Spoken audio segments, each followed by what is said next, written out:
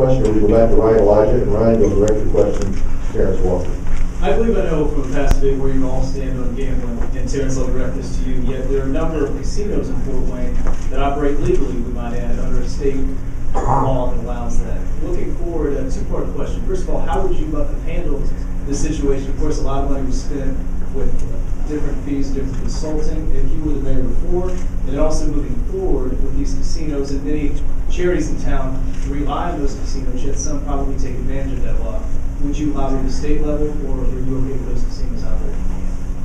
Well, first of all, there's only so many permits or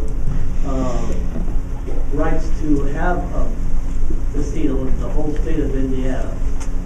And we don't have the ability to have any because they all been used up. And when one goes out, company goes out of business, you cannot reuse that permit.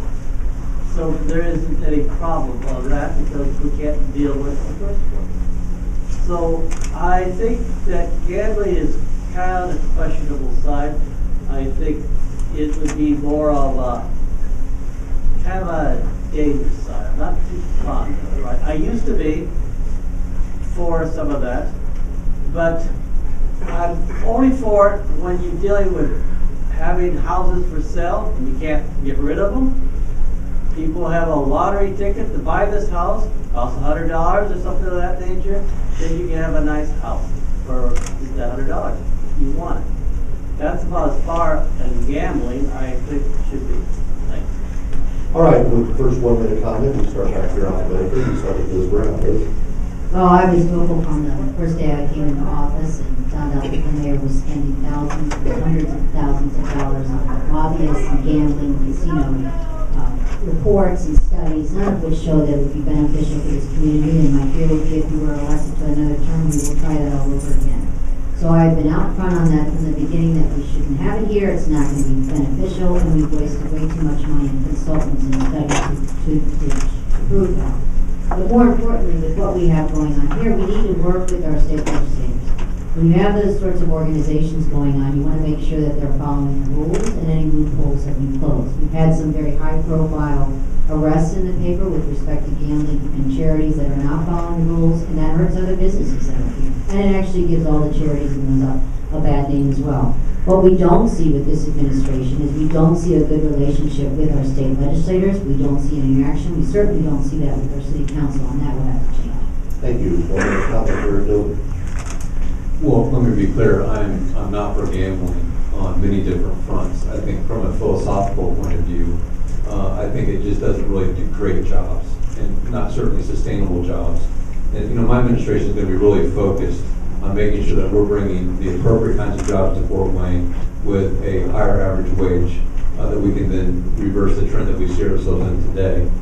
And then I also think that there's a moral and ethical dilemma that I have personally with gambling, and think that it does bring, and really the studies are clear, it doesn't bring the right kind of things to our community that we want and that we desire. And when you're a community that's a great place to raise a family, it's critical that you do not mess with the one brand that you know is your strongest brand. So just to be clear on that, and I also think that using consultants, you know, part of leadership is taking stands and making decisions, and you don't use consultants to make decisions for you on these kinds of issues. Thank you, sir. One minute comment, we now go to Paula Hughes. Paula. Well, I said it in a past debate, and I stand by it still. And the thing about casinos and gambling is that it's an industry that rests entirely on the shoulder of losers. And that is not how we want to build our community. It just doesn't make sense for the values of our community. And it's not consistent. It's not consistent with what we think is important.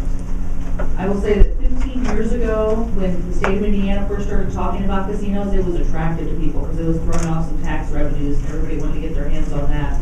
But what we found now, even if we didn't have the moral and ethical objections that we have to gambling, wouldn't be profitable. There is no good reason to bring gaming or casinos, more gaming and casinos, to Fort Wayne. It just doesn't make sense financially, and it certainly doesn't make sense philosophically.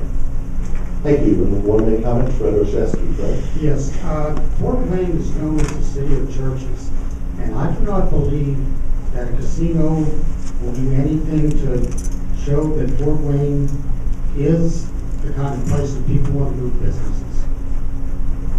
don't believe that the individuals that are associated with what comes with gambling are the type of individuals that we want to come to our community. Thank you. All right, thank you. That brings us to the end of round one.